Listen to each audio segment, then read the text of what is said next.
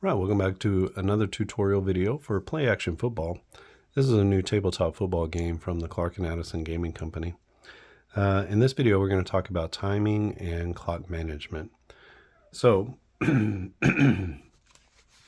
timing is pretty basic, pretty simple in this game, but you can make it as complex as you want to. So,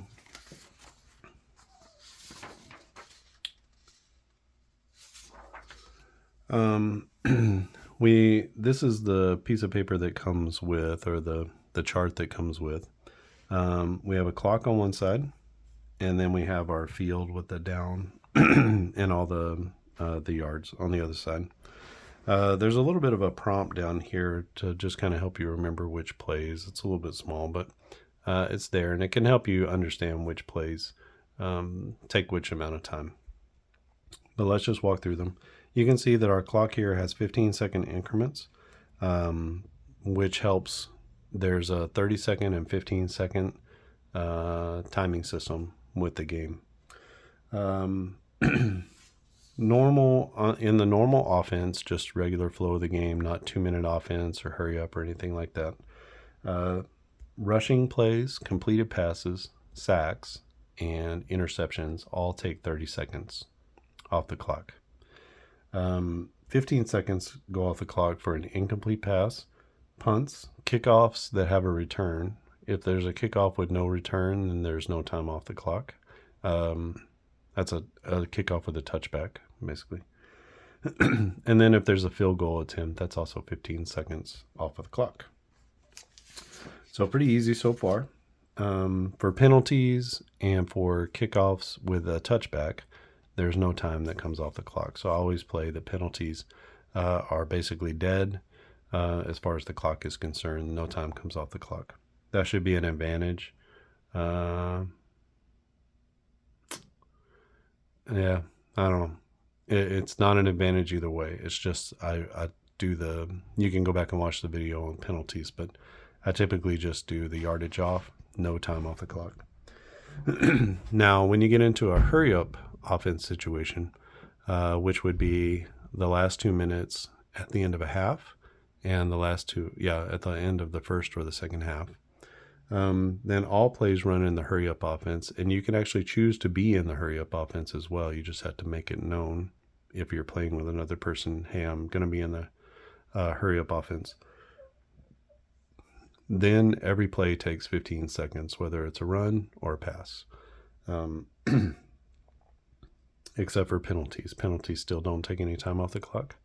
And you can see, it's hard to see here, but you can see it in person, or if you print it a little bit darker.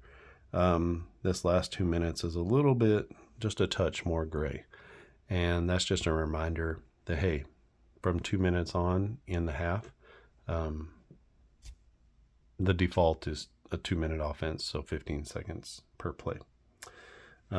If you want to forego that, then you just have to make it known, hey, I'm not in a hurry up offense in the last 2 minutes.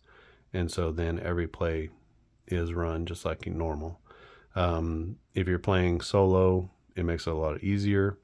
You can run regular plays up until the last minute, and then you're like, oh, hey, we have a chance to score here.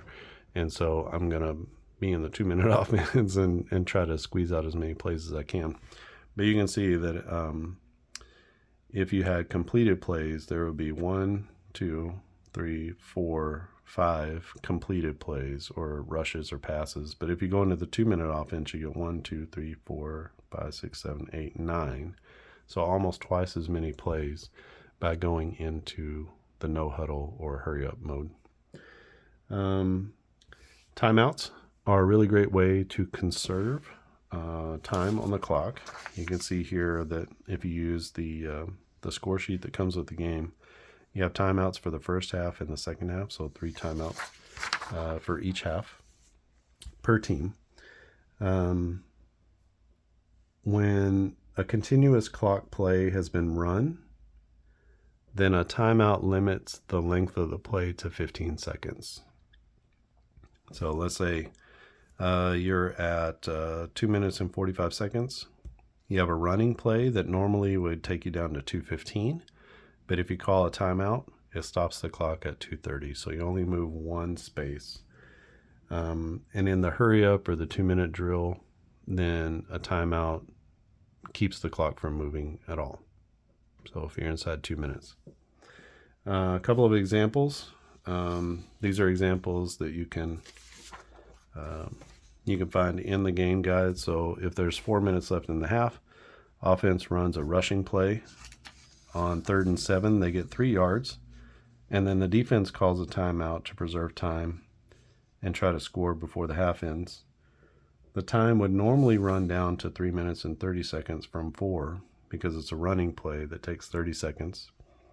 But the timeout by the defense means the clock stops at 3:45 instead of 3:30. So timeout just cuts down that normal running play down to 15 seconds. In a hurry-up situation, there's 1 minute left in the half. Team runs a short pass for a gain of 4 yards and immediately calls a timeout. Instead of the clock running down to 45 seconds, because remember they're in the hurry-up mode, so every play is 15 seconds, then it remains at 1 minute in order to preserve time on the clock. Now this is a little bit unrealistic. Time has come off the clock, but this is a way to be able to make timeouts mean something and utilize it within the clock situation that we have.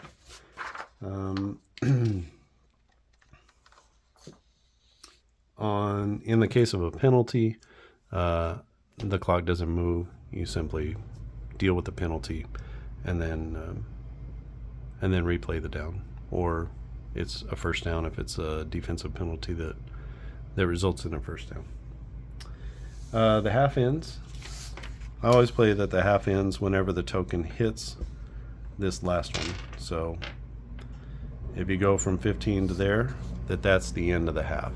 If you want to play it where there's one more play at the 0, if you want to play that there's one more play, you can if you want.